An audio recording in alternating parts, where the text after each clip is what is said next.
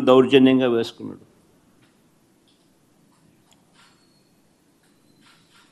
సాక్షాత్తు పోలీసులు దాన్ని దగ్గరుండి ప్రోత్సహించారు.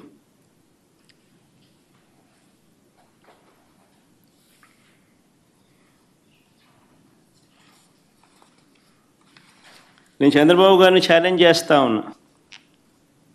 అయ్యా చంద్రబాబు గారు, మీ పరిపాలన మీద నీకు నమ్మకం ఉంటే, మీరు మంచి చేశారు ప్రజలకు అన్న విశ్వాసం మీలో ఉంటే, ప్రజలు మీకు ఓటు వేస్తారు అన్న నమ్మకం మీకుంటే,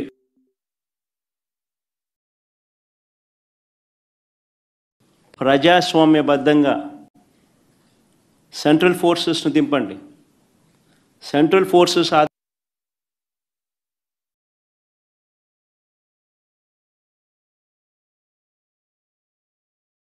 ప్రజాస్వామ్యబద్ధంగా ఎన్నికలు జరిపించండి. మీకు ఆ నమ్మకం లేదు కాబట్టి, మీరు ప్రజలకు చేసిన మంచి ఏది లేదు కాబట్టి, సూపర్ 6 సూపర్ 7 అన్నింటా మీరు మోసమే చేశారు కాబట్టి, మీ పాలన అంతా కూడా రాక్షస పాలన కాబట్టి, ప్రజలు మీకు ఓట్లేసే పరిస్థితి లేదు కాబట్టి, ఇంత విచ్చలవిడిగా ప్రజాస్వామ్యాన్ని కూని చేస్తూ ఉన్నారు. నేను అడుగుతా ఉన్న చంద్రబాబు నాయుడు, ప్రతి బూతుకు సంబంధించిన వెబ్ కాస్టింగ్ను వైఎస్ఆర్సీపీ అభ్యర్థులకు ఇచ్చే ధైర్యం మీకుందా అని అడుగుతా ఉన్నా.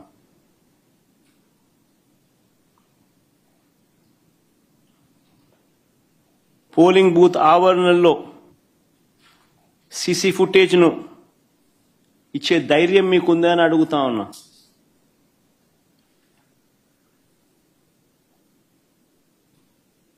ఎవరెవరు బయట నుంచి వచ్చి ఎలా ఓటేశారో, ఎలా బూతులను ఆక్రమించుకున్నారో, ఆ ఆక్రమించుకుంది ఎవరో కూడా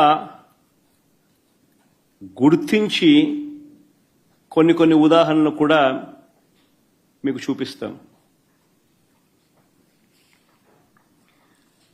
ఇలాంటి అడ్డగోలు రాజకీయాలు చేసే నాయకుడిని లీడర్ అనరు, మాబ్స్టర్ అంటారు, లేదా ఫ్రాడ్స్టర్ అంటారు.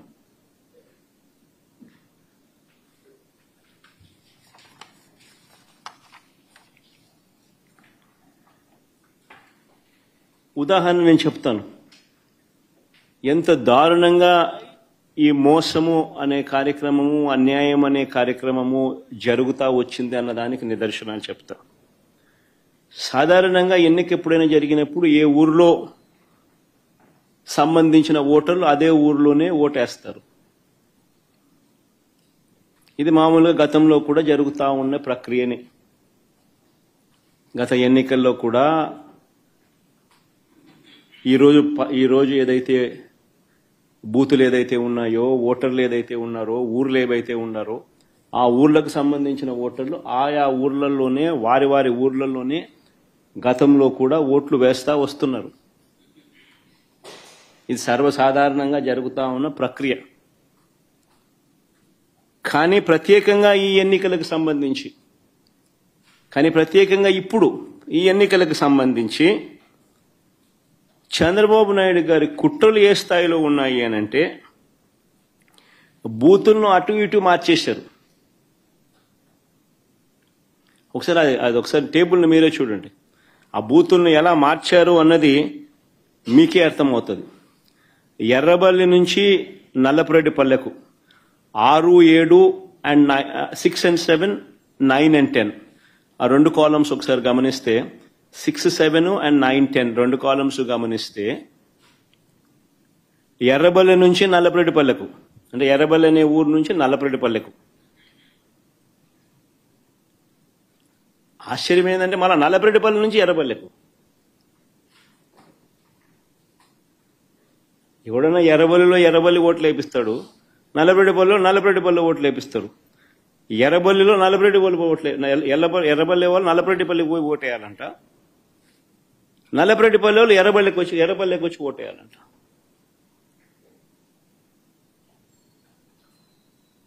సిక్స్ 7 చూడండి, 9, 10 చూడండి.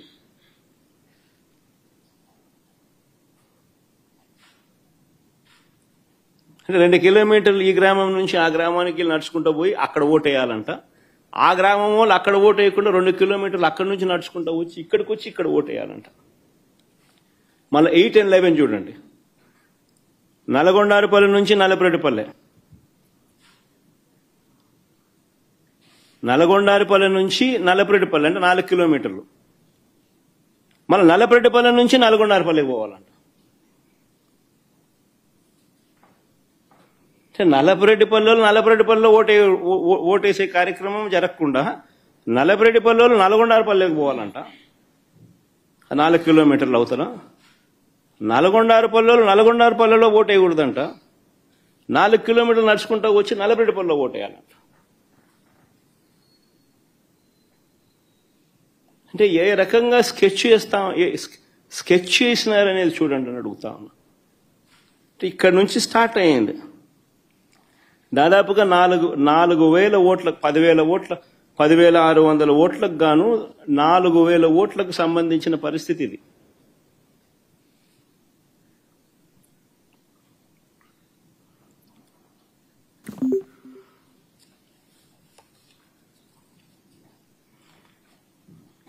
వీళ్ళ ఆలోచన ఏంది?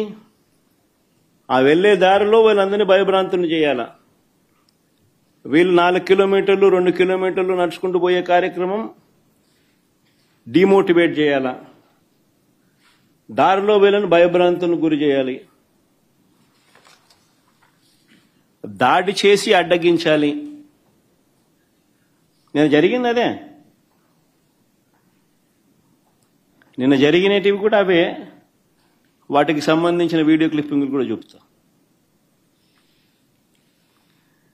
మొత్తం పులివెందుల జెడ్పీటీసీలో 6 పంచాయతీలుంటే, పులివెందుల రూరల్ మండలానికి సంబంధించి నిన్న ఎన్నిక జరిగింది.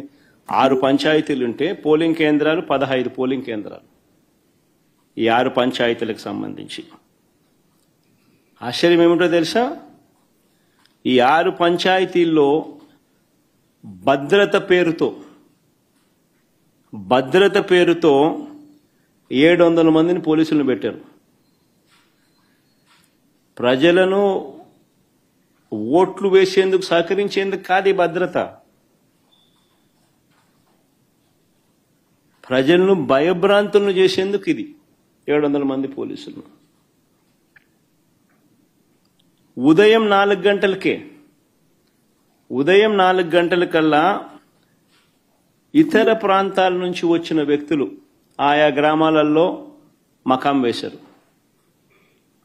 జమ్మలమడుగు, కమలాపురం, ప్రొద్దుటూర్, అనంతపురం జిల్లా బయట నుంచి వచ్చిన వాళ్ళందరూ టీడీపీ నాయకులు, కార్యకర్తలు ఒక్కో బూతుకు 400-500 మంది.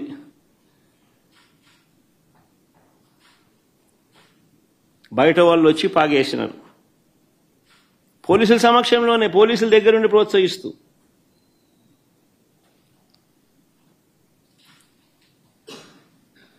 పచ్చ చొక్కాలు వేసుకున్న ఈ పోలీసులు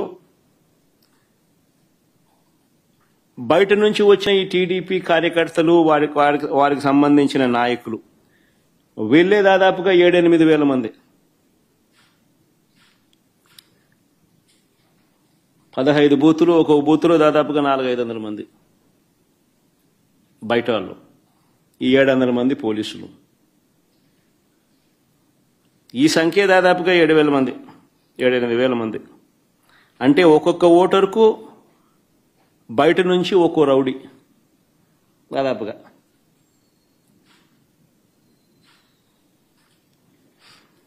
ఈ ఎన్నికలు స్వేచ్ఛగా జరిగాయి అని ఎవరైనా అనగలుగుతారని అడుగుతా ఉన్నా. ఈ నేపథ్యంలో టీడీపీ మంత్రులు, ఎమ్మెల్యేలు ఎన్నిక జరుగుతున్న గ్రామాలలో